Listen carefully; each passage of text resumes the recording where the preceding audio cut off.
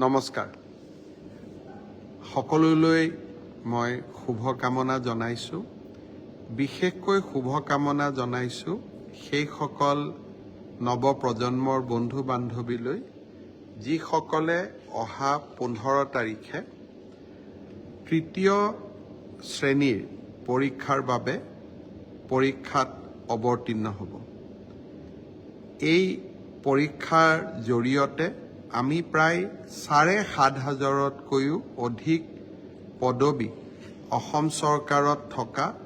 তৃতীয় শ্ৰেণীৰ চাকৰিৰ পদ পূৰণৰ বাবে আমি চেষ্টা চলাম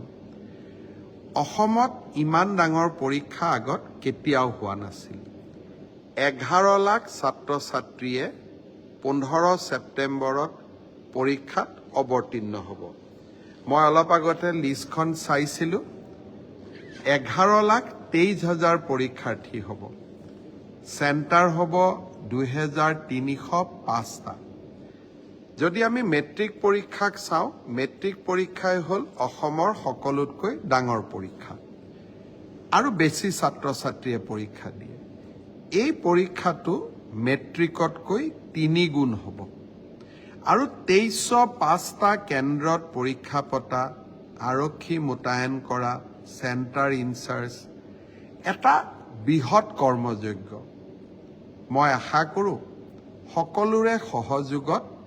এই পৰীক্ষা সুকলমে অনুষ্ঠিত হ'ব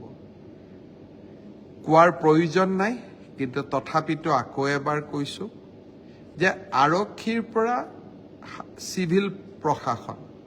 সকলো সচেষ্ট হৈ থাকিব কোনো পৰীক্ষাৰ্থীয়ে যাতে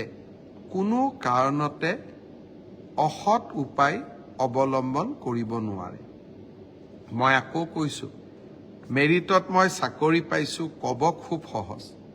কিন্তু মেধাৰ ভিত্তিত পৰীক্ষা পতা কিমান কঠিন কাম তাক আমি আজি পদে পদে উপলব্ধি কৰোঁ 2305টা চেণ্টাৰ 11 লাখ পৰীক্ষাৰ্থী 11,23,000 পৰীক্ষাৰ্থী ৰাইজে সহযোগিতা কৰিব